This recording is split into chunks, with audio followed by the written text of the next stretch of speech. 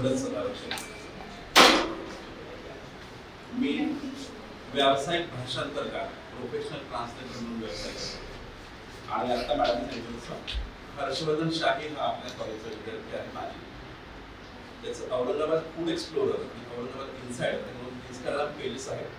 त्याचं content writing मी करतो. त्या पेजेस जे काही लिहिलेलं असतं कोणत्याही भाषेत मी लिहिलेलं असतं. आणि एक यूट्यूब चॅनल सुरू केलेला आहे, त्याच्यावर पॉडकास्ट सुरू केलेला आहे. त्याही मुलाखती घेत असतो. मुळात मी उच्च न्यायालयात वकिली करत होतो आणि तिथे लीगल ट्रान्सलेशन हे एक क्षेत्र मला कळालं. म्हणजे कोणीही काम करत नाही असंही कळालं. मग मी लीगल ट्रान्सलेशन सुरू केलं. आज 20 वर्षानंतरही मी ते काम करतोय. आणि 20 वर्षानंतरही मला झिरो कॉम्पिटिशन आहे, शून्य स्पर्धा. आजपर्यंत कोणीही लीगल ट्रान्सलेटर माझ्या स्पर्धेमध्ये उतरलेलं नाही 20 वर्षामध्ये. कारण ट्रान्सलेशन करण्यासाठी जे वाचन लागतं ते कोणीही करत नाही. आज मी ह्या दोघांनी जे मुद्दे सांगितले ते किती महत्वाचे आहेत हे पहिल्यांदा सांगणार आहे. वाचन जर केलं नाही तर पत्रकारिता क्षेत्रातच काही करता येऊ शकत नाही, भाषांतरातही काहीही करता येऊ शकत नाही. जसं मॅडम आता सांगितलं शुद्ध लेखनाचं काय आहे. शुद्ध लेखनाचे नियम ठरलेले असतात, त्याला राज्य शासनाने मान्यता दिलेली असते. ते नियम कुठे मिळतात, कसे वाचावे, त्याचा काय अर्थ लावावा, कसे वापरावे हेही माहीत नसते. जन्माने ज्यू असलेल्या यास्मिन शेख या एक व्याकरण तज्ञ आहेत आणि ज्या राज्य शासनाच्या भाषिक सल्लागार आहेत. त्या जवळजवळ 96-97 वर्षांच्या आहेत, पण आजही त्या सल्लागार म्हणून काम करतात. कारण त्यांच्या इतकी तज्ञ व्यक्ती अजून शासनाला सापडलेली नाही. आणि ही तज्ञ व्यक्ती जन्माने मराठी नाहीये, ज्यू आहे आणि मुस्लिम व्यक्तीशी लग्न केले. तरी ती व्यक्ती आज मराठीची सगळ्यात मोठी तज्ञ म्हणून ओळखली जाते. वाचन करण्याला काहीही पर्याय नाही हे जोवर आपण स्वीकारत नाही तोपर्यंत पत्रकार म्हणून किंवा माध्यमात काम करण्यासाठी काहीही घडू शकत नाही. शुद्ध लेखनाचे नियम पाठ करून शुद्ध लेखन जमणार नाही, त्यासाठी वाचावं लागेल. हा शब्द कसा लिहिला जातो हे जेव्हा तुम्ही 1000 वेळा वाचा तेव्हा तुमच्या नजरेला ती सवय होते आणि तो चुकीचा लिहिला गेला की ते खुपतं की अरे हा असा नाही लिहिला जातो. ही नैसर्गिक प्रक्रिया घडण्यासाठी तितक्या वेळा तो शब्द वाचला गेला पाहिजे. शेळकेंनी सगळ्यात पहिल्यांदा सांगितलं की वर्तमानपत्र रोज किमान एक वाचा. ही सांगावी लागण्याची गोष्ट आहे का पत्रकारितेच्या विद्यार्थ्यांना? कमीत कमी 10 वर्तमानपत्र वाचली पाहिजे तुम्ही रोज. आणि ट्रान्सलेशन शिकण्यासाठी नेहमी साधा उपाय सांगितलाय. एक मराठी आणि इंग्रजी वर्तमानपत्र शेजारी शेजारी ठेवा आणि त्याच्या सारख्या बातम्या कोणत्या ते वाचा. ही मराठीत कशी लिहिली आणि ही इंग्रजीत कशी लिहिली. भरपूर फायदा होतो. लोकमत, मराठी लोकमत आणि लोकमत टाइम्स शेजारी शेजारी ठेवा आणि वाचा. त्यांच्या चुका काय आहेत, त्यांचा दर्जा काय आहे हा पुढचा मुद्दा झाला, वेगळा मुद्दा झाला. पण सुरुवातीला तुम्ही हे करू शकता. जेव्हा तुम्हाला लोकमत टाइम्स कळायला पूर्ण अर्थ कळेल तेव्हा तुम्ही टाइम्स ऑफ इंडिया वाचू शकता. त्यामुळे वाचनाला काहीच पर्याय नाही. आणि बोलताना ज्या चुका होतात त्या सुधारल्या नाही तर त्याच लिखाणामध्ये येतात. जसं डोळे सरांनी सांगितलं ते मुद्दे.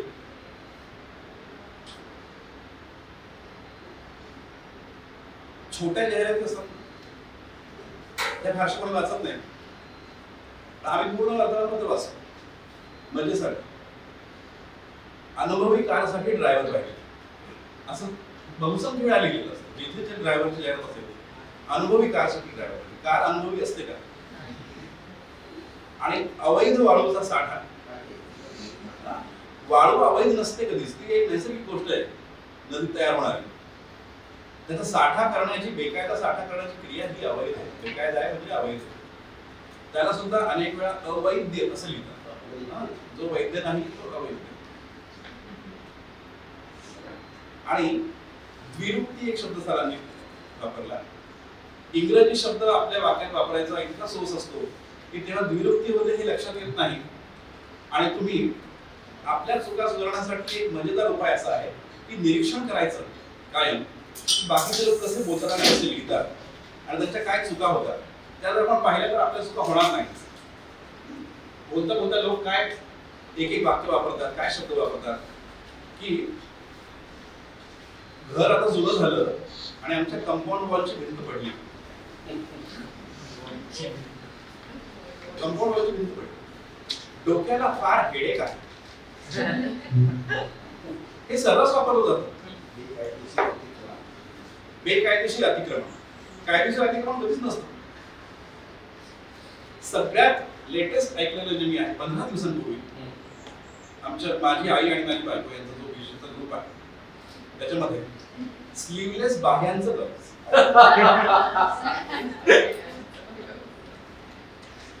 स्लीवलेस म्हणलंय ना एकदा, कल्पना बाह्या कशा असतील. वटवृक्षाच्या झाडाला प्रदक्षिणा घातल्या.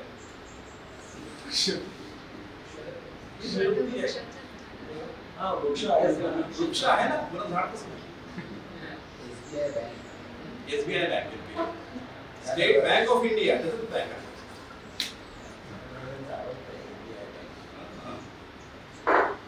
आपण जर निरीक्षण करत राहिलो आणि अशा गमती शोधल्या, आपण काही कोणाला सुधारायला जायचं नाहीये, कारण ते लोकांना पडत नाही आणि भांडणं होतील. पूर्वी खूप तेव्हा त्रास व्हायचा. तेव्हा जर चुकीची पाटी लिहिली असेल तर मी म्हणायचो की ह्या दुकानात दोघं जाईल. तेव्हा माझे वडील म्हणायचे की तुला मग 90% दुकान बंद होती, कुठे जाता येणार. हे घरूनच पाहिजे असतं वातावरण. तसं जसं बर्दापूरकर सरांनी सांगितलं की शिक्षा करायची म्हणजे पिंपात उभं करायचं आणि रेलन मार्टिन वाचायला लावायचं. तर आम्हाला लहानपणी मला आणि माझ्या भावाला वडील मारत नव्हते कुठल्या गोष्टीबद्दल, त्यांची वेगळी पद्धत होती. ते लिहित असताना एकदा कागद संपले, ते म्हणाले की मला ड्रॉवर मध्ये कागद दे. मी असा एक गठ्ठा घेतला आणि म्हणाले की ठीक आहे कागद. त्यांनी ते घेतले आणि असे भिरकावून दिले आणि म्हणाले की कागद नसतं, एक कागद आणि एक कागद. आता प्रत्येक कागद उचलायचा आणि म्हणायचं की एक कागद आणि कागद, एक कागद आणि कागद. कधी विसरणार नाही आपण. तसंच हात, पाय, केस, दगड असं नसतं, लोक असं नसतं. आणि जे आधीच अनेक वचनी आहेत त्याचं पुन्हा अनेक वचन करतात. चिल्ड्रन्स, पीपल्स असं नसतं. या गमती आपण जर शोधल्या तर आपल्या चुका होणार नाही, ही पहिली गोष्ट. आता वाचनाला पर्याय काहीच नाही, ही सगळ्यात मोठी गोष्ट. मी अशा पिढीतला आहे की मी बर्दापूरकर सर आणि डोळे सरांचं लेखन अनेक वर्ष वाचत आलेलो आहे. मी कालिदास शेक्सपियरच्या साहित्यापासून ते ChatGPTच्या वापरापर्यंत मी आलेलो आहे. हे सगळी स्थित्यंतर मी बघितली आहे. वर्तमानपत्रामध्ये काय चुका होतात आणि मराठी भाषा पूर्ण क्षमतेने वापरली जात नाही वर्तमानपत्रामध्ये, याच्यावर मी MDचं माझं थिसिस लिहिलं आणि तो डोळे सरांनीच तपास करता. एक्झामिनर तेच होते आणि त्यांना आवडल्यामुळे त्यांनी भरपूर मार्क दिले. म्हणी वाक्प्रचार हा ठराविक पद्धतीनेच वापरले जातात. पण मला हे एक जाणवलंय की मराठी वर्तमानपत्रांची जशी खूप वाईट स्थिती आहे तशी हिंदी प्रदेशांमध्ये चालवल्या जाणाऱ्या हिंदी वर्तमानपत्रांची नाही. त्यांचा दर्जा खरंच खूप चांगला आहे. त्यांनी आपली हिंदी भाषा चांगली टिकवून ठेवली. आपल्या कॉलेजची ट्रिप दिल्लीला गेली होती आणि दिल्लीहून येताना एका विद्यार्थ्याने रेल्वेत एक स्टेशनवर वर्तमानपत्र घेतलं होतं हिंदीत आणि तसं अग्रलेखाचं मथळा वाचल्यावर त्याला काही कळालं नाही. त्यांनी आल्यावर मला दाखवलं ते. एका मंत्र्याचा घोटाळा उघडकीला आला आणि त्याच्या CA ला पण अटक झाली. तर मथळा होता इंद्राय स्वाहा तक्षकाय स्वाहा. तर ज्याला परीक्षित राजा आणि जनमेजय याचा यज्ञ ही गोष्ट माहीत नाही त्याला त्याचा संदर्भ कळणार नाही आणि त्याचा अर्थही कळणार नाही. तेव्हा ती सगळी गोष्ट मी सांगितली आणि मग कळाला की वाचणार नाहीच हे कितीतरी सांगितलं तरी. मग मी प्रत्येक वेळेस लेक्चर झाल्यानंतर 2 दिवसाला 3 दिवसाला मिळून एक कालिदासाच्या एका नाटकाचा सारांश, शेक्सपियरच्या एका नाटकाचा सारांश असं सांगायला सुरुवात केली. आर्यन सांखला नावाचा एक विद्यार्थी होता. त्यांनी सगळं तो मोबाईल आणून ठेवायचा रेकॉर्ड करायला आणि सगळ्या गोष्टी रेकॉर्ड करत होते. पण मी ह्याच्यासाठी केलं की किमान काहीतरी तर तोंड ओळख तुमची असावी त्याच्यासाठी. पण स्वतः वाचन करणारा तर काही पर्याय असू शकत नाही. तुम्हाला फार कंटाळा, तुम्ही ऑडिओ बुक्स ऐका. आता भाषांतराचं महत्व सांगताना तुम्ही वर्तमानपत्रात नोकरी करत असाल किंवा तुम्ही आकाशवाणी केंद्राच्या वृत्त विभागात काम करत असाल किंवा तुम्ही एखाद्या न्यूज चॅनलला काम करत असाल, हे जर मराठी बातम्या तुम्हाला लिहायच्या असतील किंवा वाचायच्या असतील तर न्यूज एजन्सीकडून येणाऱ्या बातम्या ह्या इंग्रजीत असतात. हो,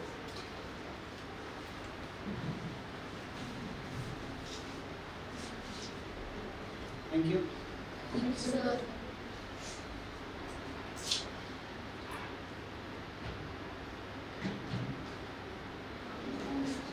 न्यूज एजन्सीज म्हणजे पीटीआय, UNI सारख्या, रॉयटर्स सारख्या, त्यांनी सगळ्या बातम्या ह्या इंग्रजीत येतात. किंवा पीटीआयचा एक विभाग आहे भाषा नावाचा, तर हिंदी बातम्या असतात. तुम्हाला जर लोकमतमध्ये काम करायचं तर तुम्हाला मराठीमध्ये त्याचं ट्रान्सलेशन करावंच लागेल, त्याला काहीच पर्याय नाही. तुम्हाला एबीपी माझामध्ये नोकरी करायची असेल तर त्या तुम्हाला मराठीत करावंच लागेल. तुम्हाला जर इंग्लिश न्यूज चॅनलमध्ये नोकरी करायची आहे, इथल्या लोकमत टाइम्स मध्ये नोकरी करायची आहे किंवा टाइम्स ऑफ इंडियामध्ये नोकरी करायची मुंबईला, जेव्हा लोकल बातम्या येतील त्याच्या प्रेस नोट्स येतील त्या मराठीत असतात, त्या तुम्हाला इंग्लिश मध्ये कराव्या लागतात. आणि त्यातल्या सगळ्या शब्दांचे अर्थ माहीत होण्यासाठी वाचन असावं लागतं. डिक्शनरी पाहू शकतो, गुगलवर सर्च करू शकतो, पण डिक्शनरी वापरायची कशी हे पण कळावं लागतं. डिक्शनरीचे सुद्धा अनेक प्रकार असतात. एक फक्त वर्ब डिक्शनरी आहे माझ्याकडे, त्यात फक्त क्रियापद दिलेली आहे, वर्ब डिक्शनरी. त्याच्यानंतर सरकारचे शब्दकोश वेगळे असतात, कारण सरकारची एक मराठी वेगळीच असते. आपण जी रोज वाचतो, बोलतो, ऐकतो ती मराठी आणि सरकारी कागदपत्रांमधली मराठी अतिशय वेगळी असते. GR म्हणजे काय तुम्हाला माहिती आहे?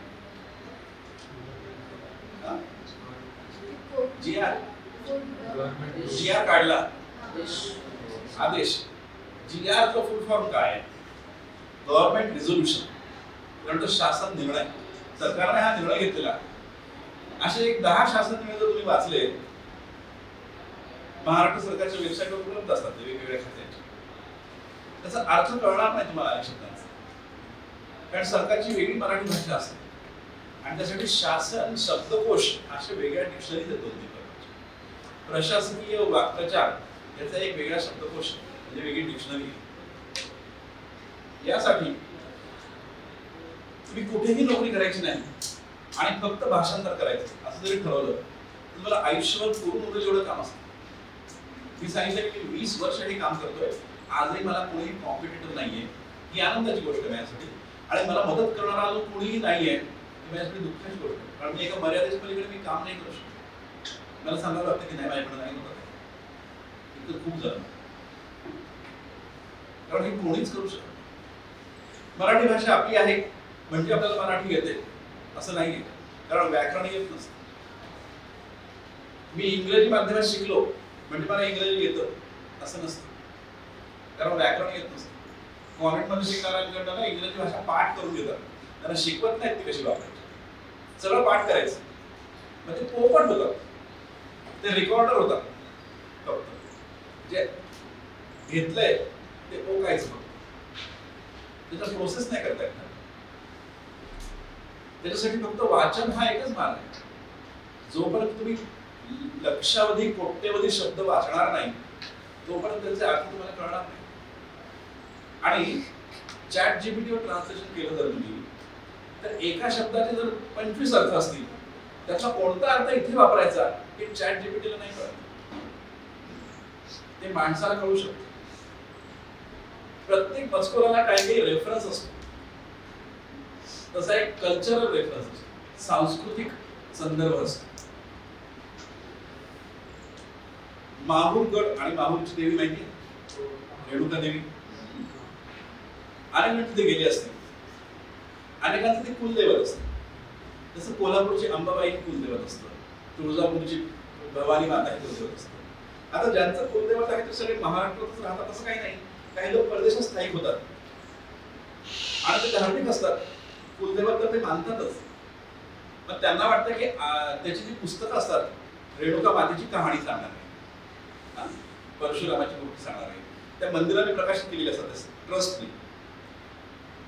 ती परदेशातल्या त्यांच्या मुलांना कळत नाही, म्हणून त्याचं इंग्रजी ट्रान्सलेशन करण्याचं काम त्या ट्रस्टने दिलं.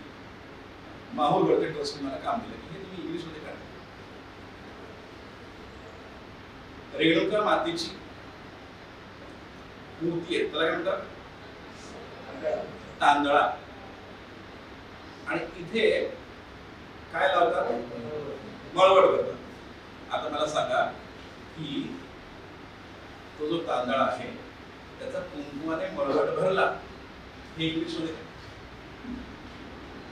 हे तर ChatGPT ला, कारण त्याला रेणुका माता माहित नाही, कुंकुही माहित नाही आणि मळवटही नाही. पण ट्रान्सलेशन पण करायचंय, ते अशा पद्धतीने करायचंय की ते त्या परदेशात राहणाऱ्या मराठी माणसाच्या मुलांना कळायला हवं. आणि जेव्हा ते येतील तरी भारतात आणि जातील माहूरला, तेव्हा त्यांना कळेल की हे आपण पुस्तकात असलं ना तर हे असं. कुंकुवाला काय म्हणतात इंग्रजीमध्ये?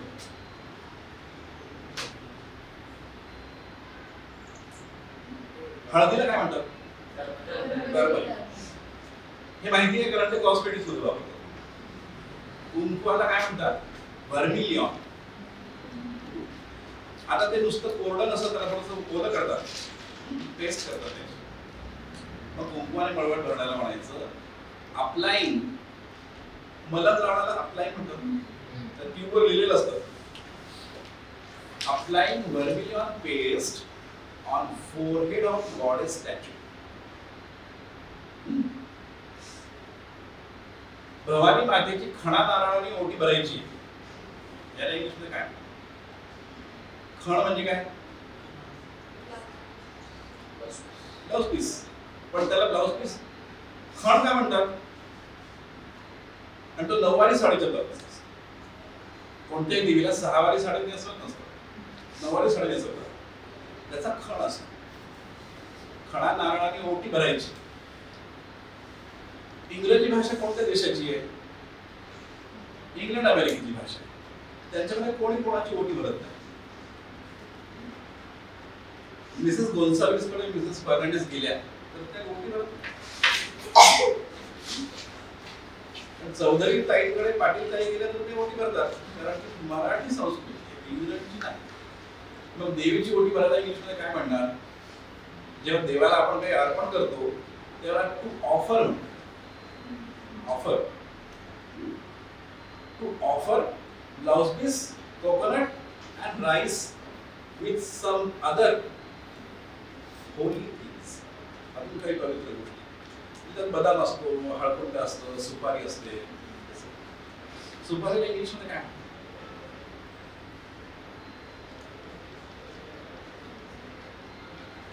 विड्याचं पान खातो आपण, त्याला इंग्लिशमध्ये काय?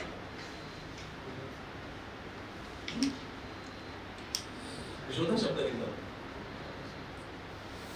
आता रसवदेवीसाठी तुम्हाला मी सांगतो, यास्मिन शेख यांचं मराठी शब्दलेखन कोश हे पुस्तक आहे, मनोविकास प्रकाशनाचं, महाराष्ट्र शासनाने मान्यता दिली. ते पुस्तक आणायचं घरी, 100 रुपयाचं पुस्तक आहे. आणि कुठलाही शब्द कसा लिहायचा जर नाही कळत नसेल पुस्तकात सगळे शब्द दिले. आणि त्या शब्दाचं अनेक वचन करताना तर काही फरक होतो का हे पण दिले आहे. आता एक गंमत पहा, तुम्ही अ आई शिकलात ना, पण अ ते ज्ञान नाही म्हणताय कोणाला. येतं म्हणतो कोणाला? ABCD येतं झेड पर्यंत, अ ते ज्ञान नाही येत. त्याच्यामुळे तुम्ही काय शिकलात? 2 उ आहेत, हा आणि हा. हा रस्व आहे, हा दीर्घ आहे. हा उ कशाचा आहे? उखळाचा. उखळ मुसळ मधलं उखळ. आणि हा उ कशाचा आहे? उसाचा आहे की नाही?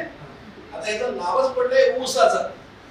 पण जेव्हा ऊसाचा रस लिहायचा असतो ना तेव्हा तो रस्व करावा लागतो. हा ऊसाचाच आहे, ऊस असाच लिहितात.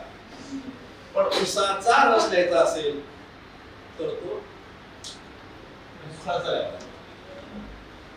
हे माहिती आहे का?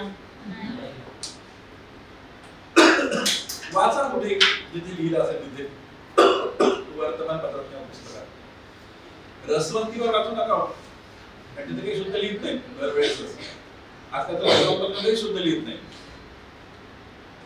दिव्य मराठी जे त्यांनी उदाहरण दाखवली आता डोळे सरांनी, दिव्य मराठीचे जे स्टेट हेड होते त्यांनी मला 1 वर्ष काम दिलं होतं की रोज औरंगाबाद आवृत्तीमध्ये किती चुका होतात त्या खुणा करून त्यांना फोटो पाठवायचे व्हॉट्सअप.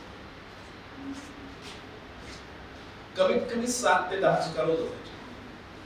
आजही असतात. ते रोज ते फोटो घेऊन झापून काढायचे सगळ्यांना, संपादकापासून उपसंपादकापर्यंत. त्यांना कळायचं नाही की कोण माणूस हे पाठवतोय सगळं रोजच्या रोज. वर्षभर पाठवल्यानंतर सुद्धा काय आहे,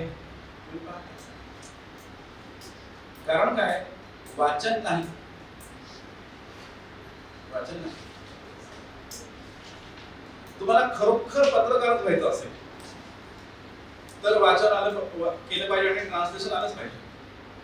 तुम्हाला ऍडव्हर्टायझिंग एजन्सीमध्ये काम करायचं असेल तर तुम्हाला कंटेंट रायटिंग आलं पाहिजे, क्रिएटिव्हिटी पाहिजे, त्याच्यासाठी वाचनच पाहिजे आणि तिथेही ट्रान्सलेशन करावं लागतं.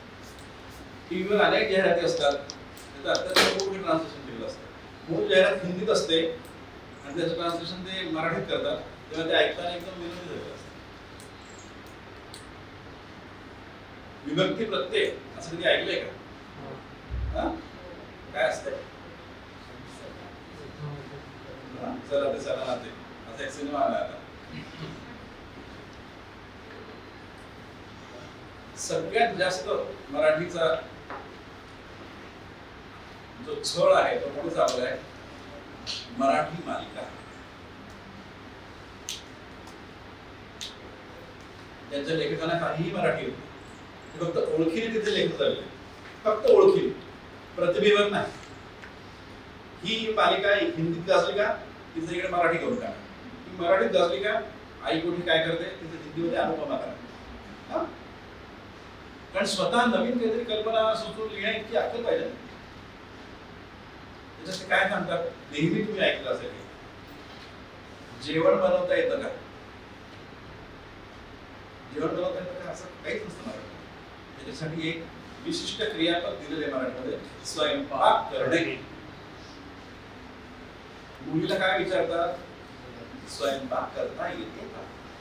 आता हे मुलाला पण विचारायला पाहिजे, कारण ते कौशल्य मुलाला आणि मुलीला दोघांना यायला पाहिजे. जेवण जेवण करता येते का? हो, 2 वर्षाच्या मुलाला जेवण करता येते. आपल्या जेवण केलं, तू जेवण केलं का? रोज रात्री मेसेज पाठवला तुम्ही, जेवलीस का, जेवलास का, म्हणजे काय स्वयंपाक केला असा अर्थ होतो ना. दुसऱ्या कोणीतरी स्वयंपाक केलेला तुम्ही खाणार म्हणजे जेवणार. जेवण करता येतं का? नाही, स्वयंपाक करता येतं. जेवण बनवायचं काय असतं? गणपतीची मूर्ती आहे का बनवायला? तू मला घरपर्यंत सोड, घरापर्यंत. ते काय असतं? हिंदीचं मराठी करायचं. मुझे घर छोडतो, घरपर्यंत सोड. आणि आपलीच भाषा आपण वापरत नाही. तुम्ही बघा कॉलेजमध्ये फिरताना तुमच्या वर्गातले, तुमच्या कॉलेजमधले 2 विद्यार्थी एकमेकांशी बोलत असतात हिंदीत. दोघांची मातृभाषा मराठी असते, दोघांनी मराठी माध्यमात शिकली जातात. पण का हिंदीत बोलायचं असतं? मी कोणाशीही हिंदीत बोलत, रिक्षावाल्याशी आणि भाजीवाल्याशी लोक हिंदीत बोलतात. कशासाठी? मराठीत बोलायचं. आम्ही महाराष्ट्रात राहतो, आमची भाषा मराठी, आमच्या राज्याची भाषा मराठी आहे. तू हिंदी भाषिक आणि तू आमच्या राज्यात जर रिक्षा चालवतो तुला मराठी आली पाहिजे, नाही तर तू तुझ्या राज्यात.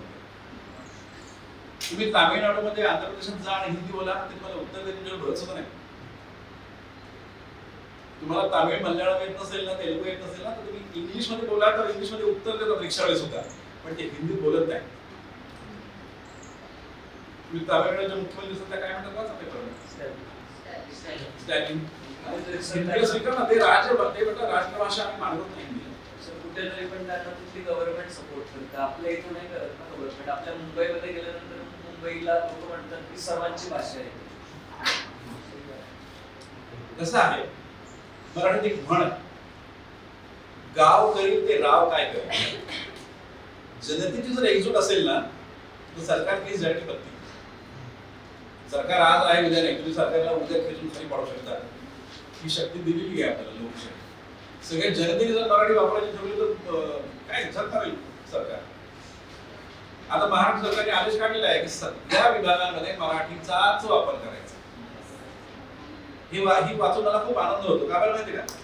कारण सगळ्या डिपार्टमेंटचे जे ऑर्डर्स आहेत त्या मराठीत निघतात आणि त्या कोर्टात चॅलेंज झाल्या की त्या आधी इंग्लिशमध्ये करून द्याव्या. उच्च न्यायालय आणि सर्वोच्च न्यायालय याची भाषा इंग्रजी असावी, त्यांचं संपूर्ण कामकाज इंग्रजीत चालणार असं राज्य घटनेमध्ये लिहिलेलं आहे, कॉन्स्टिट्यूशन मध्ये लिहिलेलं आहे. त्याच्यामुळे जे काही तुम्ही चॅलेंज कराल डॉक्युमेंट्स हायकोर्ट आणि सुप्रीम कोर्ट मध्ये ते म्हणतात ही इंग्लिश मध्ये करू. सगळे न्यायाधीश जर मराठी भाषिक असतील तर ठीक आहे, पण उच्च न्यायालयामध्ये आसामच्या न्यायाधीशाची बदली औरंगाबाद संभाजीनगरला होऊ शकते. त्याला मराठी कळत नाही, तुम्ही हायकोर्टाचा न्यायाधीश मला इंग्लिश मध्ये करू. त्याच्याशिवाय त्याला दाखलच होत नाही याचिका, पिटिशन, त्याचं हिअरिंगच होत नाही, सुरुवात होऊ शकत नाही. तो माणसाला आधी दाखल. मोनोपॉली माहिती तुम्हाला काय असतं? एकाधिकारशाही. मोनोपॉली म्हणजे एकटाच माणूस, दुसरा कोणीच नाही त्याच्या कॉम्पिटिशन. तसा तुम्ही तुमच्या अटीशक्तीवर काम करू शकता. तुम्ही 20 वर्षांपूर्वी काम सुरू केलं त्यापासून आजपर्यंत 3 नियम आहेत. तेव्हा ईमेल वगैरे फार वापरत नव्हतं 20 वर्षांपूर्वी. त्याचं ट्रान्सलेशनचं काम द्यायचं, माझ्या घरी येऊन द्यायचं. मी कुठेही घ्यायला येणार तुमच्या ऑफिसमध्ये, तुमच्या घरी इथे आणून द्यायचं, घराला देखील घेऊन द्यायचं. आधी पूर्ण पैसे द्यायचे, नंतर मी सुरू करतो. आणि किती दिवसात देणार, किती वेळात देणार हे मी ठरवणार, तुम्ही नाही ठरवायचं. तुम्हाला खूप अर्जंट काम आहे, तुमची समस्या. आजही त्या 3 अटींवर मी काम करू शकतो, कारण दुसऱ्या कॉलेज मी प्रत्येक बॅचला सांगतो, मॅडम साक्षीदार आहे की कोणीतरी एक जण, किमान एक जण म्हणा की मी शिकतो, मी वाचतो आणि तुम्हाला मी मदत करतो ट्रान्सलेशन. गुगल ट्रान्सलेटर अनेक वर्षांपासून आहे, काही फरक पडत नाही. चॅट जीपीटी आले, काही फरक पडत.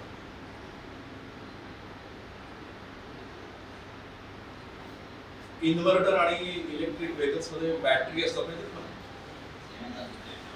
त्याच्यात काय वापरलेलं असतं? लीड आणि लिथियम. लीड म्हणजे शिस, लीड नावाचा धातू आहे, शिस. हा उद्योग करणाऱ्या इंडस्ट्रियलिस्ट आणि डीलर्सचं एक संघटना आहे. त्या संघटनेचं एक मॅगझिन निघतं. त्या मॅगझिनसाठी आर्टिकल्स असतात, त्यांच्या क्षेत्रात काय घडामोडी आहे, अपडेट्स आहेत, त्याच्यासाठी त्या सगळ्या लोकांना कळावे. ते भारतभर जातं मासिक. ते लोक काय करतात, इंटरनेटवरनं किंवा सरकारकडनं आलेले सगळे इंग्रजी कागद आणतात आणि हे हिंदीत करून त्या म्हणतात. ते आमच्या क्षेत्रातल्या लोकांना सगळं कळेल. त्यांच्या अध्यक्ष संघटनेचे बदलत असतात, सेक्रेटरी बदलत असतात. एका अध्यक्षाने सांगितलं की हा सदावर्त नावाचा माणूस आहे, हा लुटतो निवड, वाटते तितके पैसे घेतो ट्रान्सलेशनचे. त्यांनी काय पण ट्रान्सलेशन घेणार नाही, गुगल ट्रान्सलेटरवर होतं, चालू होतं. 3 महिन्याच्या मासिकाचा अंत निघाला नाही.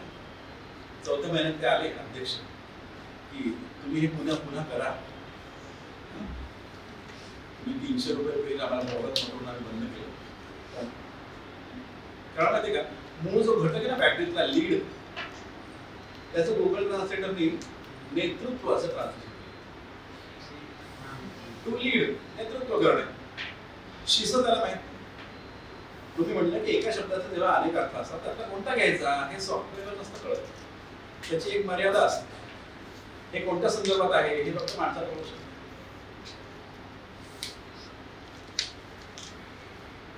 तेव्हा त्याने सांगितलं की माझं कामच आहे, फक्त आता 300 जागी 500 रुपये पेज. तर आजही माझ्याकडे ते काम आहे, पर्याय नाही. मासिक बंद करून टाक, बंद करून टाक. पद्मपुरा माहिती तुम्हाला कुठे? पदमपुरा माहिती? पदम असा शब्दच नाही, पद्म म्हणजे कमळ. तिथे ना कमळाचे तलाव होते पूर्वी. एक राजा होता, कोकणवाडी अहिल्याबाई होळकर चौक, आता कळालं का कुठे? त्याला पद्मपुरा म्हणतात, पद्मपुरा नाही. तिथे पतंजलीचं एक दुकान आहे मोठं आहे. त्या रस्त्याने डावीकडून जाताना देवगिरी पडलेलं असतं. तिथे राज्य शासनाचं एक ऑफिस आहे, राज्य साधन केंद्र, प्रौढ शिक्षण विभाग. ठीक आहे. प्रौढ शिक्षण विभागामध्ये अनेक वेळा त्यांना ट्रान्सलेशन सगळ्याच गव्हर्नमेंट डिपार्टमेंट्सला, आपल्या शहराची महानगरपालिका, जिल्हा परिषद, कलेक्टर ऑफिस, ऍडल्ट एज्युकेशन, जे शाळेत गेले नाही, मोठे झाले पण त्यांना शिकायचं आहे लिहायला वाचायला, खास करून ग्रामीण भागातले लोक, त्यांच्यासाठी ते काम करतात. सरकारचा विभाग आहे. कमिशनर ऑफिस इथपासून हे सगळे माझे क्लायंट्स आहेत. मंत्रालय जे आहे मुंबईला, तिथून एक ट्रान्सलेशनचं काम माझ्याकडे येतं. पुण्यात तिथे काय उणे, मुंबईला सगळं आहे, इथे मी तुम्हाला यासाठी सांगतोय की त्याच्यातून तुम्हाला असं वाटावं की आपण हे करावं की काय. त्या प्रौढ शिक्षण केंद्राच्या ज्या काही कागदपत्रांच्या मागण्या असायच्या, इंग्रजीमध्ये मराठीचा इंग्रजी, इंग्रजीचं मराठी करायचं असायचं, ते काम मी अनेक वर्ष करत होतो. इथे जाधव नावाचे एक संपादक होते आणि ते काम द्यायचे आणि त्यांचं बिल द्यायचं. म्हणजे एक 15-20 दिवसांनी त्याचे पैसे मिळायचे. सरकारचे पैसे दुसरा मिळत होते, पण मिळत होतं. चांगले गृहस्थ होते ते जाधव नावाचे, पण ते फार टक्के गेले. आणि दुसरे कोणते त्यांनी विचारलं की हे ट्रान्सलेशन कोण करतं. तिथे एक बाई होत्या, त्या म्हणाल्या की मला माहिती आहे यांच्याकडे काम करतं, मी आता हे सगळं पाहते. ते म्हणाले की तुम्ही बघा हे सगळं. त्या बाईने फोन केला की 20 पानांचं भाषांतर आहे, ठीक आहे पाठवा म्हटलं. काय माझा मुलगा सकाळी येईल द्यायला, ठीक आहे. सकाळी किती वाजता जायला पाहिजे? पहाटे 5:30 वाजता. तुम्हाला मला वाटतं वॉचमॅन 4 वाजता एक पाणी आलं वगैरे कोणाला की हे मी जॉगिंगला चाललो होतो तेव्हा त्यांना सांगितलं होतं की याची इतकी पैसे होतील. त्यावेळेला हो ठीक आहे, रेडीच होते तुमचं. आणि काम करून दिल्यानंतर बिल दिल्यानंतर त्यावेळेला 15 दिवस लागतील. तुम्हाला ठीक आहे माहिती नाही. मी 1 महिन्यानंतर फोन केला. त्यावेळेला की तुमचं नियम माहिती आहे पण तुम्हाला इथे यावं लागेल, एक समस्या आहे. त्या म्हणाला की हे तुम्ही 6,000 रुपये बिल दिले ना, हे मंजूर नाही होणार. त्यांनी मला सरकारचा आदेश काढून दाखवला की ₹1.5 पर पेज असा रेट दिलाय सरकारने. 1984-85 साली दाखवलं. याच्यानंतर आदेश निघालाच नाही, त्याच्यामुळे हाच दर आजही लागू आहे, ₹1.5 पर पेज. त्याच्यामुळे तुमचे 30 रुपये होतात 20 पेजेस. 6,000 काही होत. मी त्यांना म्हटलं की मी तुमचा कर्मचारी नाही आहे, मला हा आदेश लागू होत नाही. त्यामुळे नाही एवढंच पैसे देऊ शकते. 6,000 रुपये एक 10 मिनिटात मला आणून द्यायचे, त्यामुळे जमणार नाही. तेव्हा एकदा असं होतं की ह्या माणसाला पैसे द्यायचेच का, सतत आपलं का देतोय, याचे महिन्याभरातून दिले तुम्हाला पगार पण नाही आणि ह्या काय या माणसाला पैसे द्यायचे. त्याच्याही म्हटलं असं आहे की समोर अंगण दिसतंय तुम्हाला, जितकी गाडी पैसे द्यायचे. तुम्ही सरकारी कर्मचाऱ्याला धमकावत आहे आणि पोलिसात जाईल, उठ आणि खरोखर 5 मिनिटात त्यांनी मला चेक आणून. इथून पुढे कधीही तुम्हाला हे काम मिळू देणार नाही. काय म्हणणं आहे तुमचं? म्हणणं 2च वाक्यांचं आहे की झाडाचं एक पान तुमचं झाडावर दिसतं आणि तुझ्या भरोश्यावर मी घरी चूक नाही.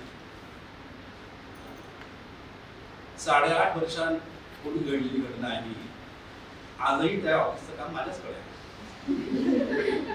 कोणी काय करू शकतो, तुम्हाला पर्याय नाही. आता जुने लोक रिटायर होऊन नवे रुजू झालेले आहेत, त्यांना सगळ्यांना चॅट जीपीटी येतो. आता व्हॉट्सअपवर पण मेटा AI उपलब्ध आहे. पण याला मानवी कौशल्याला चॅलेंज नाही. पत्रकारितेची डिग्री घेतल्यानंतर अनेक लोक MPSC UPSC देतात. ज्यांना ही परीक्षा द्यायची आहे ना त्याची तयारी 8वी 9वी पासून करायची असते, ग्रॅज्युएट झाल्यानंतर ना.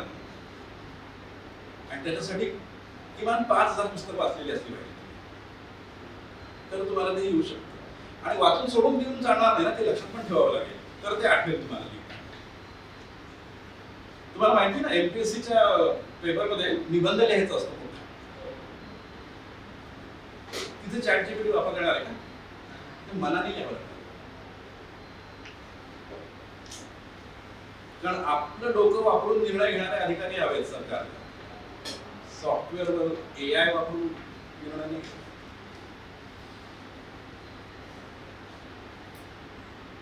कोरोनासारखी साथ आली तर कलेक्टरने काय करावं हे कलेक्टरने स्वतःच्या आकलेली आणि अनुभवाने ज्ञानाने कळलं पाहिजे. त्याचं उत्तर AI ने दिलं. AIचं मूळ काय? तुम्ही त्याला जसं विचाराल तसं ते उत्तर देतं. तर त्याला नेमकं काय विचारायचं, त्यासाठी कोणते शब्द वापरायचे याचं कौशल्य तुमच्याकडे पाहिजे. त्याच्यासाठी ते शब्द तरी तुम्हाला माहिती पाहिजे. त्यासाठी पण वाचनच पाहिजे. मराठी, हिंदी, इंग्रजी या 3 भाषा येणं याला पर्याय नाही हे मॅडमने सांगितलं. कारण तुमची मातृभाषा आहे, ज्या राज्यात राहतात ती भाषा आहे म्हणजे मराठी आहे. त्या माध्यमात तुम्हाला काम करायचं.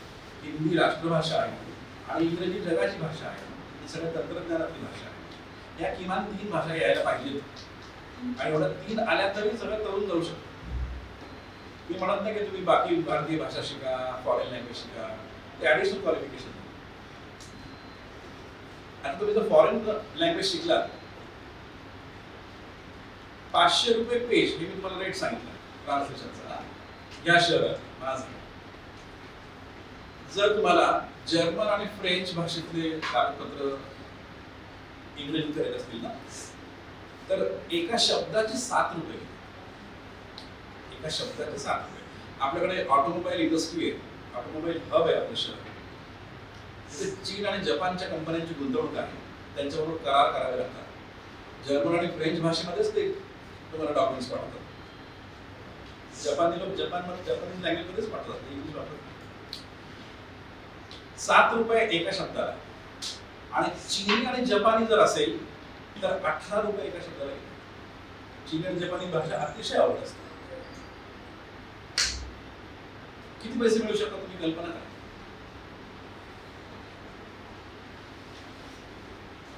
हे फक्त कोर्टानं सांगितलं मी तुम्हाला. आता कंपन्यांनी सांगतो. कंपन्यांचे जे मॅनेजमेंट आहे ते शिकलेले लोक असतात, इंग्रजीत सगळे अग्रीमेंट्स करतात. आणि कामगार जे असतात त्यांना फक्त मराठी येत असते.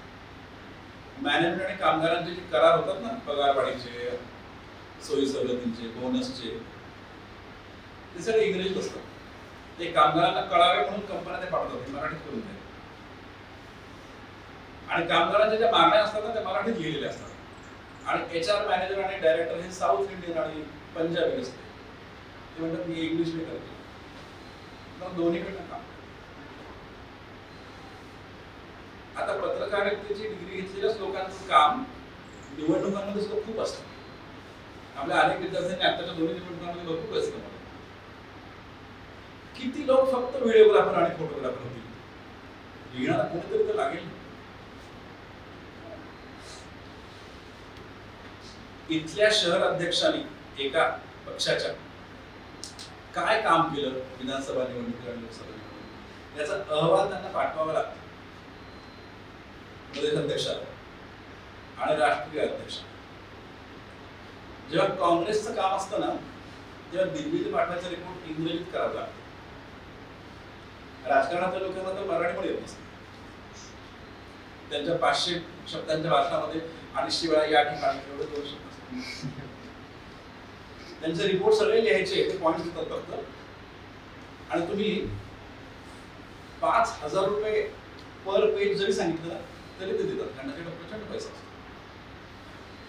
म्हणजे कंटेंट रायटिंग हे सुद्धा कंटेंट रायटिंग आहे. तुम्ही जर एक मिक्सर विकत आणलं किंवा प्रेशर कुकर विकत आणलं, त्याच्यावर ते कसं वापरायचं एक पुस्तक असतं, हँडबुक. किंवा एखादी औषधाची बाटली आणि त्यात एक लिफलेट असतं. अनेक भाषांमध्ये ते लिहिलेलं असतं. सगळ्या भाषांमध्ये लिहिण्यासाठी त्यांना कोण लागतं? ट्रान्सलेटर. त्यांचा जो इंजिनियर असतो त्याने तयार केलं तर फक्त इंग्रजीत लिहून देतो. बाकी सगळ्या भाषांमध्ये ते ट्रान्सलेशनच करावं. आकाशवाणीमध्ये तुम्हाला जर काम करायचं आहे, बातम्या देण्याचा अधिकार फक्त सरकारच्या रेडिओ चॅनलला आहे, बाकी कोणाला नाही. तेव्हा पीटीआय आणि युएनआयच्या बातम्या ज्या इंग्रजीत येतात त्या आधी तुम्हाला मराठीतच कराव्या आणि नंतर त्या लाईव्ह वाचाव्या लागतात. मॅडम आणि मॅम करायचं तसं मी सांगितलं. न्यूज चॅनलमध्ये काम करायचं, इंग्रजीचं मराठी करायचं, पेपरमध्ये करायचं, तेच करावं. तुम्ही किती दिवस असते रिपोर्टर राहणार? उपसंपादक व्हावं, संपादक व्हावं, कार्यकारी संपादक व्हावं, वृत्त संपादक व्हावं असं वाटेलच ना कधी कधी. तेवढीच मराठीत प्रगती होईल. पुढे कसं जाणार? आता तर वार्ताहराला सुद्धा बातमी टाईप करून पाठवावी लागते.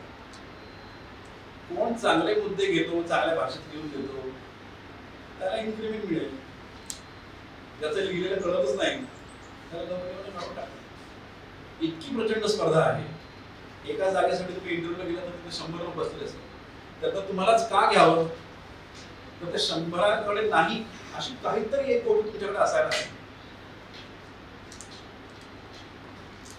1000, 10,000 लोकांना येत नाही असं जर एखादं स्किल आपल्याकडे असेल तर सहज करिअर होतं. म्हणजे तुम्ही सगळ्यांमध्ये तुमच्यामध्ये फरक काहीच नाही, तुम्हाला का घ्यावं? एक साधा प्रश्न. आणि हे प्रत्येक इंटरव्ह्यूमध्ये विचारतो की तुम्हाला आम्ही का घ्यावं? प्रत्येक ठिकाणी प्रत्येक वेळी ओळख नसते आणि उपयोग पडत नाही, परफॉर्मन्स लागते. आणि ओळखीने नोकरी लागली तरी काम तर करून दाखवावं लागतं ना रोज. तुम्ही मॅगझिन मध्ये जरी नोकरी केली तरी हेच करावं लागतं.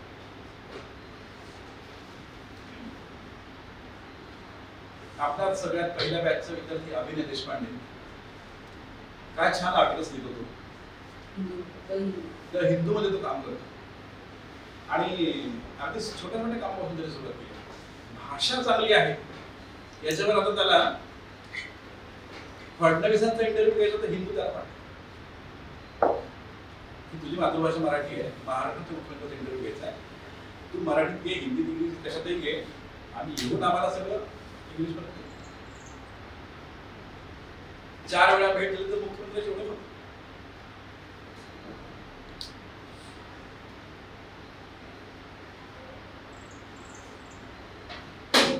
आता भाषांतर करणं म्हणजे एका भाषेतलं मॅटर दुसऱ्या भाषेत कन्वर्ट करणं, रूपांतरित करणं. ते शब्दाला शब्द करून नाही करता येत, त्याचा अर्थ न्यावा लागतो त्याच्यामध्ये. जसं म्हणाले सांगितलं कल्याण काळातलं वेलकर काळे, तसं स्पीकर ऑफ लोकसभा तर लोकसभेचा भोंगा असं ट्रान्सलेशन करतात. स्पीकर ऑफ लोकसभा म्हणजे काय? लोकसभेचा कोण?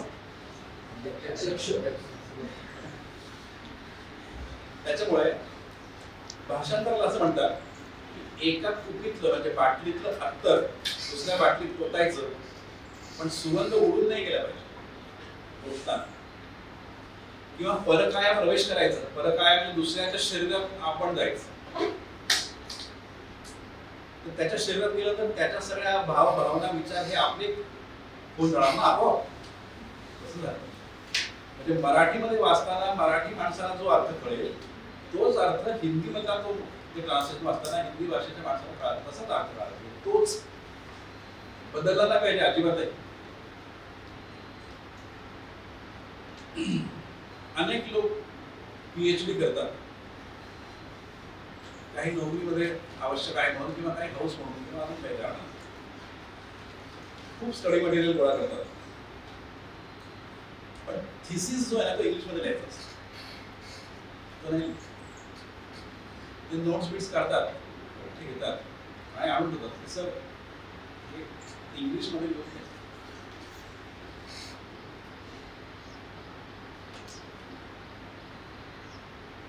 5 चॅप्टर्स आहेत थिसिसचे. 1 लाख रुपये सहज होतात. 1 लाख महिन्याभरात घेऊन होतो. अशा अनेक जेव्हा बातम्या येतात यांना पीएचडी प्रदान त्या वाचून मी हसतो. थिसिस मी लिहिला आहे. मी त्यांना प्रदान केली. अजून एका ठिकाणी माध्यमात भाषांतराचं काम असतं ते म्हणजे पुस्तकांचं भाषण. आजकाल पुस्तक वाचतात का? तुम्ही नाही वाचत, पण बाकी खूप लोक वाचतात. तुम्हाला आधुनिक काळाशी जोडलं जायचंय ना, किंडल ऍप आहे, त्याच्यातून पुस्तक वाचा, ऑडिओ बुक्स आहेत, ऐका. पण त्याच्यासाठी एखादं पुस्तक जर इंग्लिश मधलं खूप गाजलं, चेतन भगतचं ऐकलंय की ना, त्याचं मराठी ट्रान्सलेशन केलं तर ते मराठी खपतं भरपूर, तिथे ट्रान्सलेशन लागतं. सुधा मूर्ती माहिती आहे, त्या कन्नडमध्ये लिहितात आणि इंग्लिशमध्ये लिहितात, त्यांची पुस्तकं खूप गाजतात. ती मराठीत करायची तर ते ट्रान्सलेटर लागतं. पूर्ण पुस्तक मी भाषांतर करतो. अनेक लोक असं असतात की ज्यांना आपल्या नावाचं पुस्तक असावं असं वाटतं, पण लिहिता येत नसतं किंवा ट्रान्सलेशन येत नसतं. अशी पुस्तकं लिहून ट्रान्सलेशन करून द्यायची. नावं त्यांची छापलेली आहेत लेखक म्हणून, लिहिलेली नाही आहे. अनेक वर्तमानपत्रांमध्ये किंवा मासिकांमध्ये लेख येतात, ते लिहिलेले नाही असतात, नावानुसार कोणाचे. याला म्हणतात घोस्ट रायटिंग. घोस्ट म्हणजे काय? घोस्ट म्हणजे काय? भूत. भूत दिसतं का? तसं ज्याने लिहिले तर दिसत नाही, त्याचं नाव नसतं मोठे, म्हणून त्याला घोस्ट रायटर म्हणतात. असंही काम खूप होईल. मग या सगळ्यासाठी काय यायला पाहिजे? लिहिता यायला पाहिजे आणि ट्रान्सलेशन यायला पाहिजे. याचं बेस काय? वाचन. दिवसाला 3-3 पुस्तकं मी वाचत असते. आता एवढं नाही वेळ मिळत, पण 15-20 पानं तरी वाचल्याशिवाय नाही. जर मोजली पुस्तकं शाळेत जाण्याच्या आधीपासून, कारण शाळेत जेव्हा घालतात मुलाला पहिली, त्याच्या आधीच मला लिहिता वाचता येत होतं. माझ्या आजी मला घरीच लिहायला बसतो तेव्हा. जाणारच 2 वर्षांनी शाळेत, तर करणार काय? टीव्ही काही नव्हते तेव्हा घरी. आमच्या पुढं गावामध्ये फक्त जमीनदाराकडे टीव्ही होता. वाळू जे गाव आहे तिथे राहतो. मग आधीच मला लिहिता वाचता येतं. जेव्हा पुस्तकाची सुरुवात केली तेव्हापासून आजपर्यंत मराठी, हिंदी, इंग्रजी साधारण 10,000 पुस्तकं वाचली. साधारण 10. संस्कृत आपल्याला कळत नाही ना, तुम्ही कालिदासाचं साहित्य कसं वाचणार? ते मराठीमध्ये ट्रान्सलेशन केलेलं आहे ना, वाचा. शेक्सपियरचं इंग्लिश नाही कळणार तुम्हाला, पण त्याची नाटकं सगळी मराठीत भाषांतर केलेली आहेत, वाचा. हिंदी मधलं प्रेमचंद वाचा, हिंदी तर कळतं, पण ते साहित्यातलं हिंदी आणि हिंदी सिरियल आणि सिनेमातलं हिंदी फरक. आता मी वकील जेव्हा सुरू केली, हायकोर्टात वकील करतो तेव्हा मी आमचे जे सिनियर होते ज्यांच्याकडे मी वकील शिकलो, त्यांना म्हणायचं की काय हा माणूस जज कोणी केलं, काय हा बोलतो, काय हा डोकं. तेव्हा ते म्हणायचे की अरे हा फार चालला आहे, अशी पुढे येतील बघा. आणि तसं झालंय आज. तसं मालिका आणि सिनेमे बरे असं म्हणायची पाळी आणली आहे वेब सिरीज. त्यांची भाषा तर जितके काही OTT आहेत ते सगळे माझ्याकडे आहेत. सगळ्या वेब सिरीज आणि सिनेमे मी पाहतो, कारण लिहिताना मला काहीतरी करमणूक लागते. दुसरं मी लॅपटॉप बोर होईल माझं. त्यामुळे मी काहीतरी एक वेब सिरीज जी 4 लोकात पाहण्यासारखी आहे ती मी टीव्हीवर पाहतो, स्मार्ट टीव्हीवर. आणि जी हेडफोन लावल्याशिवाय पाहू शकत नाही ती मोबाईल. तेव्हा असं बसावं लागतं की येता जाता कोणाला ते दिसू नये, माझ्या मुलाला आणि आईला तरी दिसू नये. पण पाहतो कशासाठी? कारण करमणूक पाहिजे. इंग्रजी, मराठी, हिंदी सगळं किती पाहतो. तेव्हा कळतं की इंग्रजी भाषा अजूनही त्यांनी किती चांगली ठेवली आहे आणि हिंदी किती खराब केली आहे. मराठीत नाहीच जास्त वेब सिरीज, ती पण अर्धवट सोडून दिली आहे. स्वप्नील जोशीची, कारण ते पुस्तक पुढे आहे, ते वाचलेलं आहे. सुहास शिरवळकर जे लेखक आहेत त्यांचं एकूणच पुस्तक वाचलं, थोड्यापैकी बरी बनवली. आणि किमान 10 लेखकांची पुस्तकं तरी खूप वाचली आहेत मराठी. पु ल देशपांडेंचं तरी एखादं पुस्तक, वपू काळेंतर एक आता आपल्या शहरातले खूप मोठे साहित्यिक वारले राधा बोराडे यांच्या कथा या ग्रामीण साहित्यातल्या सगळ्यात वरच्या दर्जाच्या कथा आहेत. तर तुम्ही वाचा, अनुभवातून निरीक्षणातून लिहिलेल्या आहेत. काय भाषा वापरली आहे, काय वर्णन केलंय, ते वाचताना तुम्हाला त्या शब्दात एवढी ताकद आहे की तुम्ही 4 वेळा तुमच्या डोळ्यात पाणी आलं पाहिजे, 4 वेळा वाचताना तुम्हाला खतून हसलं पाहिजे. इतक्या ताकदीने त्यांनी लिहिलंय राधा बोराडे. तुम्ही त्यांच्या सगळ्या कथा वाचा, केवढी तुमची व्होकॅब्युलरी वाढेल. जसं उखळ मुसळ खाल्लं तर माहित नाही, तसं मोठ, पोहरा, आड, ओसरी माहित नाही, डहाळस, बळद माहित नाही, ते शब्द हे. पण जेव्हा कादंबरीचं ट्रान्सलेशन करायला येतं एखादं आणि सोवळी आजी ओसरीत बसून वाती वळत होती, त्याचा फक्त मराठीतच अर्थ सांगा मला तुम्ही, इंग्रजीत नका सांगा. वाती वळणे म्हणजे काय माहिती? वातीचे किती प्रकार माहिती तुम्हाला? कापसाचं असतं सगळ्या. सवयीची वात असते ते हातावर अशी करून करतात. निरंजनातली फुलवात असते आणि एक सूत काढून पिळून दोरवात करतात. आमच्या घरी आई अजून करते म्हणून आम्हाला माहिती. मग ती वाती वळत होते. ओसरीत बसून म्हणजे कुठे? घराच्या बाहेर नाही. वरांडा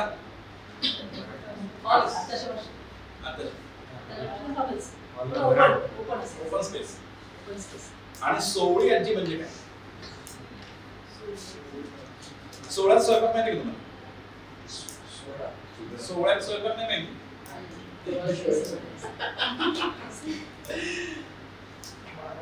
बरं, सोहळ्यात स्वयंपाक वेगळा आणि सोवळी आजी वेगळी. पूर्वी विशेषतः ब्राह्मण स्त्रियांना नवरा वारल्यानंतर केश वपन, त्याचे केस पूर्ण काढून टाकायचे आणि लाल रंगाची साडी नेसायची. इथून अशी बदल घेऊन अशी, त्याला आलवण म्हणायचे, आलवण नेस. ती सोवळी झाली आहे. तिला अनेक नियम असायचे, अनेक गोष्टी तिला अलाउड असायची. तिने घरातली अशी काम करायची. ती सोवळी झालेली आजी म्हणजे याच्यातनं काय काय कळतं की तिचा नवरा गेलेला आहे, विडो. पण ती केश ओपन केलेली विडो, तिचे केस काढून टाकले आणि ती कुठल्याही बाकी रंगाच्या साड्या नेसायची तिला परवानगी नाही. फक्त त्या आलवणच नेसायचं. पोथीला जो एक केशरी रंगाचा कपडा म्हणतात तो तिने साडी म्हणून नेसायचा. जुन्या कादंबऱ्यामध्ये हा उल्लेख असतो. काकस्पर्श बघा तुम्ही, त्यात सविता बारपेकर जी आहे ती सोवळी आजी आहे, केश ओपन केलेली आणि आलवण नेसली. नाही, सगळीकडेच. आमच्या घरात होती. माझ्या आजीची ती बहीण होती. आमचं कुटुंब पुढारले विचारांचं होतं म्हणून तिने काय असं काही केलं नाही. पण माझ्या वडिलांच्या आईची बहीण, सगळी वडिलांची मावशी, ती सोवळी. तिचं 11व्या वर्षी लग्न केलं होतं आणि 12व्या वर्षी तिचा नवरा वारला. सोवळी होऊन नाही गेली. 50-60 वर्षांमध्ये सगळं सुधारलंय. काहीच नव्हतं. सोहळ्यात स्वयंपाक म्हणजे आंघोळ करून सोहळ्यातला एक कपडा नेसून, साडी नेसून, कुठेही न लागता, कोणालाही न शिवता स्वयंपाक करणे म्हणजे सोहळ्यात स्वयंपाक. सणावाराला करतात आमच्याकडे. श्राद्ध पक्ष असतं तेव्हा करतात. आमच्या पुढची पिढी हे पाळणार नाही. तर याच्यावरती काही टिप्स द्या की ऍक्च्युअल ट्रान्सलेशन कसं करावं. एक वाचन सांगितलं, दुसरं सांगितलं व्याकरण. या दोन गोष्टींचा पर्याय नाही. व्याकरण तुम्हाला शिकावं लागेल आणि व्याकरणाच्या पुस्तक वाचून नाही, ते वापरायचं कसं भाषेमध्ये हे पण शिकावं. मराठी, हिंदी, इंग्रजी तिन्हीचं व्याकरण आलं पाहिजे. आता तुम्ही जेव्हा बातम्यांचं ट्रान्सलेशन करता तेव्हा काही काही साधारण युक्त्या लक्षात ठेवायच्या. एक मोठे वाक्य असेल त्याचे तुकडे पाडायचे, त्या तुकड्याचा अर्थ बघायचा आणि जिक्सॉ पासून जसं जोडतात ना तसं ते एका सिक्वेन्सने जोडायचं. कारण मराठीमध्ये जसं वाक्य लिहितो ते वाक्य इंग्रजीमध्ये उलट झालेलं असतं. मग इंग्रजी वाक्याचं मराठी करताना उलटीकडून करायला सुरुवात करायची, तर सोपं. आता हे सरावाने कळेल. स्पर्धा परीक्षा तुम्हाला कोणत्या पद्धतीने शिकवतात मला माहित नाही, त्यांची जी पद्धत आहे ती पद्धत तुम्ही वापरू. आणि टिप्स आहेत की मोठ्या वाक्याचे छोट्या वाक्याचे तुकडे करायचे, एका तुकड्याचा अर्थ घ्यायचा आणि मग ते तुकडे जोडायचे सिक्वेन्स मराठी वाक्य कसं तयार आणि साधारण उलटी करून करायचं म्हणजे ट्रान्सलेशन करायचं. हे ट्रान्सलेशन टेक्निक्स मध्ये येतं. तुम्हाला प्रत्येक वर्षाला ट्रान्सलेशन हा विषय आहे 100 मार्काचा. किती वर्षांना तुम्ही कोणत्या वर्षाचे? प्रथम वर्ष. टीची क्लास कारण हा इंजिनिअरिंग विद्यापीठाचा जो ट्रान्सलेशन सिलेबस आहे तो मी तयार करतो. प्रायमरी लेवलपासून ॲडव्हान्स ट्रान्सलेशन पर्यंत सिलेबस तयार करून दिला. आणि ट्रान्सलेशन करताना गोष्ट असते टर्मिनॉलॉजी. प्रत्येक क्षेत्रातले एक विशिष्ट शब्द असतात त्याचं तुम्हाला ट्रान्सलेशन आलं पाहिजे. शेअर बाजाराची बातमी करायची आहे, कॉमर्स पेज तुम्हाला करायचं आहे. तुम्हाला शेअर्स म्हणजे काय, म्युच्युअल फंड्स म्हणजे काय, SIP काय, DWP काय, ट्रेडिंग करायचं म्हणजे काय हे सगळं माहित पाहिजे. निफ्टी म्हणजे काय, शेअर बाजार वधारला, शेअर निर्देशांक पडला म्हणजे काय हे तुम्हाला माहित पाहिजे. पैठण रोडवर 23 किलोमीटर पाईपलाईन टाकला कळलं की हा तर हायवेच आहे. खूपच ग्रेट लोक असल्यामुळे आपण असं करतातच. तर ते पुन्हा नवीन रस्ता तयार करायचं शेजारी आता. त्याच्यासाठी भूसंपादन करायचं म्हणजे काय करायचं, जमीन अधिग्रहण करायचे. अधिग्रहण, ग्रहण नाही, ग्रहण म्हणजे खाण. अधिग्रहण करायचे म्हणजे काय की हा शेतकरी यांची ही जमीन आहे ना ती सरकार घेणार आणि त्याबद्दल त्यांना पैसे देणार. Land acquisition. मग याची बातमी करताना तुम्हाला लँड ॲक्विजिशन म्हणजे काय माहित असतं पाहिजे. आता हे सगळं शेत मॅडमचं आणि इथून रेल्वे ट्रॅक जाणार आहे, यांना पैसे द्यायचे. कसं करणार तसं मूल्यमापन? तर कायद्याने असं सांगितलं की याचा बाजार भावाला असेल, याची किंमत किती आहे या एवढ्या जमिनीची 50 लाख. त्या बाजार भावाच्या 3 पट कमीत कमी द्यायचं म्हणजे 1.5 कोटी रुपये झाले. आता ह्या शेतात त्यांनी एक घर बांधलेलं आहे, त्या घराची बाजार भावाप्रमाणे किंमत किती आहे 10 लाख रुपये. त्याच्यात 3 पट करायचं. त्याच्यात त्यांनी पीक लावलेलं आहे आणि त्याला ते सगळं पीक कापून काढणार आहे. सुगीपर्यंत थांबायला त्यांना वेळ नाही, ते करतील 2 वर्षांनी रूळ, पण ते कापून आधीच टाकतात पीक.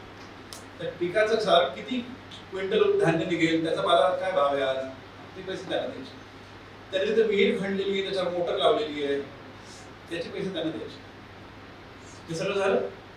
त्याच्यानंतर ही इतक्या वर्षांची माझी जमीन माझ्याकडे हिसकावली जाते याचा त्यांना जो भावनिक त्रास होणार आहे त्याच्यासाठी सोयाशीप नावाची रक्कम मिळते. त्याच्यासाठी एक वेगळं नुकसान भरपाई देतात. त्याच्यामध्ये आंब्याचे चिंचेचे झाडं असतात, त्या झाडातून उत्पन्न येतं, त्याचं वर्षाला किती उत्पन्न येतं त्याची पण भरपाई करते. अशा सगळ्या गोष्टींची भरपाई मिळून जी रक्कम होते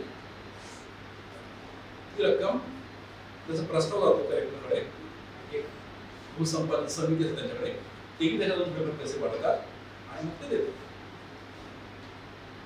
असे औरंगाबादच्या आजूबाजूला शेंद्रा ठिकाणी BMSC करताना 5-5 कोटी 10-10 कोटी झोपी राहणाऱ्या माणसाला मिळाले. हे किती वर्ष त्यांच्याकडे गेले पैसे हा वेगळा प्रश्न. ही मला गोष्ट माहिती पाहिजे. बँकेची जर तुम्हाला बातमी करायची आहे, तुम्हाला बँकेचे व्यवहारातील टर्मिनॉलॉजी माहित पाहिजे. चेक म्हणजे काय, DD म्हणजे काय, ऑनलाईन ट्रान्सफरचे नियम काय आहे, फिशिंग म्हणजे काय, सायबर क्राईम काय, सायबर फ्रॉड काय, आता डिजिटल अरेस्ट नवीन निघाले, नवीन फ्रॉडची पद्धत निघाली, बिटकॉइन म्हणजे काय हे तुम्हाला माहित पाहिजे. कृषीची बातम्या करायची तर तुम्हाला माहित पाहिजे. सर पेरणीच माहित असते, फक्त कापणीच माहित असते. खुरपणे म्हणजे काय असतं, कोळपणे म्हणजे काय असतं, खताचे काय प्रकार असतात, खत कधी घालतात, कीटकनाशक काय असतात हे माहित पाहिजे. लोकसभा, राज्यसभा, विधानसभा, विधान परिषद यांचं जेव्हा अधिवेशन सुरू असतं तेव्हा त्याच्या बातम्या करताना तुम्हाला अधिवेशन काय असतं, बजेट कसं तयार करतात, तालिकेवर प्रश्न आला म्हणजे काय, तारांकित प्रश्न म्हणजे काय, लक्षवेधी सूचना म्हणजे काय, शून्य प्रहर म्हणजे काय, प्रश्नोत्तराचा तास म्हणजे काय हे माहित पाहिजे. हिंदी आणि मराठीत जे सारखे शब्द असतात त्याचा अर्थ वेगळा असतो. उपहार याचा अर्थ काय आहे, मराठीत काय उपहारगृह स्टँडर्ड असतं. उपहारगृह म्हणजे काय, कॅन्टीन. पण हिंदीमध्ये उपहार म्हणजे प्रेझेंट, भेटवस्तू. संशोधन म्हणजे मराठीत काय अर्थ होतो, मराठी संशोधन म्हणजे काय, रिसर्च करायचं, रिसर्च संशोधन केंद्र असतं ना. पण हिंदीमध्ये संशोधन म्हणजे सुधारणा करणं, अमेंडमेंट करणं. या कायदा सुधारणा केली हिंदीत म्हणतात कानून में संशोधन किया. आपण सिनेमामुळे आणि सिरियलमुळे उर्दू पण वापरतो, त्याला हिंदी समजतो. इतकं बारीक काही कोणाला कळत नाही. तुम्हाला सांगतो मी, अंदर आओ हे हिंदी नाही, हे उर्दू आहे. हिंदीमध्ये काय म्हणतात ना, आज तर मराठी झालं. अंदर आइए हे उर्दू आहे, हिंदी म्हणतात भीतर आइए. बरं का, भीतर आइए. 90% लोक काय म्हणतात, गाडीची चावी. चावी हा मराठी शब्द आहे का? चावी हा पण मराठी शब्द आहे का? किल्ली. किल्ली यशाची गुरु किल्ली म्हणतात ना, गुरु चावी म्हणतात. आता चावी हा हिंदी शब्द आहे का? नाही. हिंदीमध्ये किल्लीला म्हणतात कुंजी, ताला और कुंजी. एक बाल भारतीचे हिंदीचे पुस्तक वाचलं चॅट जीपीटी चालून तुम्हाला मी लिमिटेशन सांगतो.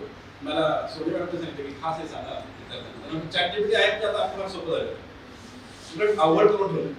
विचार करण्याची क्षमता नष्ट होणार. कॅल्क्युलेटरचा वापर राहिले, काही दिवसांनी बेरीज होतो की कोणाला भागणार येत नाही.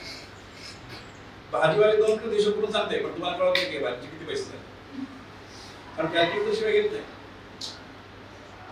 55 रुपये लिटर दूध आहे, रोज 1.5 लिटर घेतलं तर किती होतात महिन्यात? दूध वाला 2 मिनिटात सांगतो, तुम्हाला कॅल्क्युलेटर शिवाय येत नाही.